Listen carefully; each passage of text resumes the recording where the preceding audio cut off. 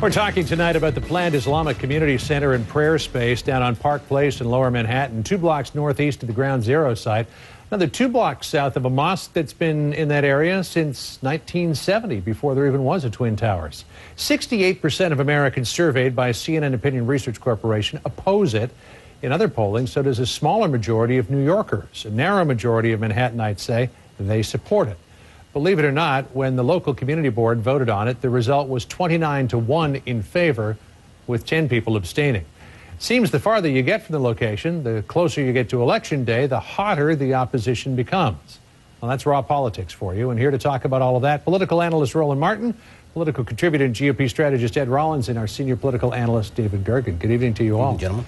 Roland, is this the sort of thing that Democrats want to be talking about right now at a point where many people form their opinions of who they're going to vote for in November? Of course not. If you're running for office, you don't want to be talking about what's happening in New York City, in Lower Manhattan. You want to talk about what's happening on the ground economic-wise in Indiana, in Georgia, in Mississippi, Alabama, Idaho, California, or wherever you are. And so, frankly, if I'm a Democrat and somebody comes to me with that question, and if I'm running for the U.S. Senate, I say, hey, go talk to Chuck Schumer, or go talk to, the folks representing New York. I'm here to talk about my district. Well, if only Harry Reid had said that instead of what he said. So Harry Reid is another Democrat, David Gergen, who's distancing himself from the president. Do you believe, as time goes on, now that the White House has weighed in on what was a local issue, we'll see more Democrats looking to put some space between them and the president? I think so, yes. There are a lot of Democrats who, of course, would like not to talk about this. Roland's right about that. But when it becomes a big national controversy and you're running for a Washington office, it seems to me it's totally legitimate for the press or their opponents to ask them, what do you think about this issue? Mm-hmm. I think it's like one of the issues you're going to have to deal with when you're in national life. Ed, you were one of the notable quotables from the Sunday shows when you said this is the dumbest thing that any president has said or candidate has said since Michael Dukakis said it was okay to burn the flag. It's a similar issue. It's an emotional issue. You can give an intellectual answer. Yeah. Is it a defining moment for this president? It may be. It may very well be. There's going to be some seats lost over this issue, I think. It's going to energize our base. Yeah, I think there will. I think you're down to where these seats are a couple hundred votes. I think people are distracted they can't talk about the things they want to be talking about, as Roland said. And I think this is an issue that's not going to go away. It's going to get bigger as time goes on. And, it shouldn't be, but I think it will. Do you agree, Roland? This is going to cost the Democrats some seats? No. I think if you're sitting here voting, if you are in any other place in America, and your district is broke, you've got people who are an increasing number of food stamps, you've got school districts laying off hundreds or thousands of teachers, and you're actually going to say, well, I'm going to vote for somebody based upon this issue, to me, that's nuts. You vote on what's happening where you are. And I will also say this here. Democrats should also get some spine and say, you know what? I am sworn to uphold and protect the Constitution. The president was strong on that on Friday. I think he blew it on Saturday by walking it back. Yeah. Stay strong, say something about the Constitution, because every member of Congress, they are supposed to stand up and protect the Constitution. David, you've been here. I'm not sure if you're nodding your head or shaking your head. Well, I've been talking to people about, is this a one-week story or is this going to be a lingering story, especially for President Obama? And I increasingly believe it may come back to haunt him over time. I thought at first it would be short. But there was a quality about this that I think a lot of people concluded. It wasn't just about the merits of the issue, but there was a sense that this is another example of people thinking, he doesn't understand me. Yeah. He's not like me.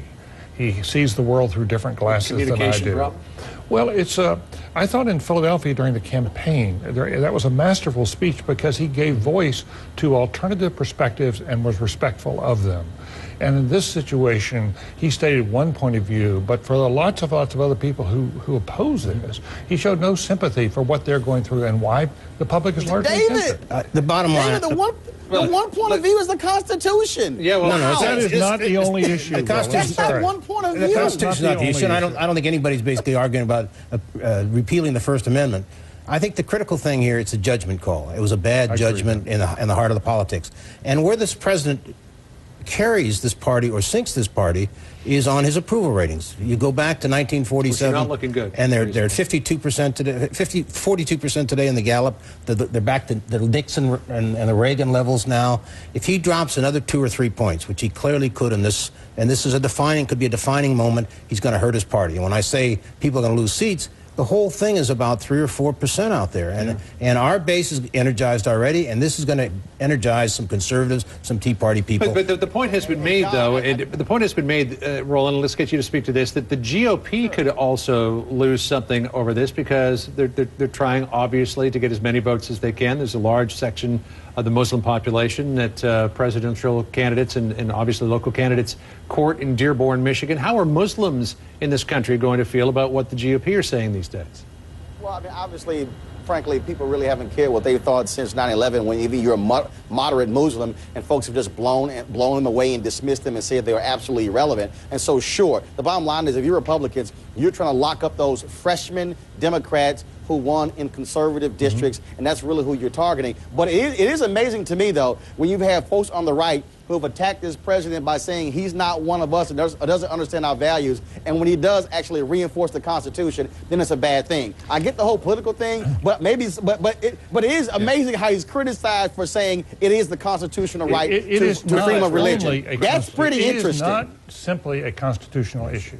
It has to do with the sensitivities and sensibilities of a lot of families who lost loved ones there, for whom this is hallowed ground. And a lot of Americans are saying, basically, look, if they've got real problems with it, I'd rather they move it somewhere else. We're not going to solve this tonight. Right, it's hallowed ground, but there's a mosque 4 blocks away. This is 2 blocks away. All right, sorry, Roland. Roland Martin, David Gergen, Ed Rollins, thanks for coming up. Appreciate it.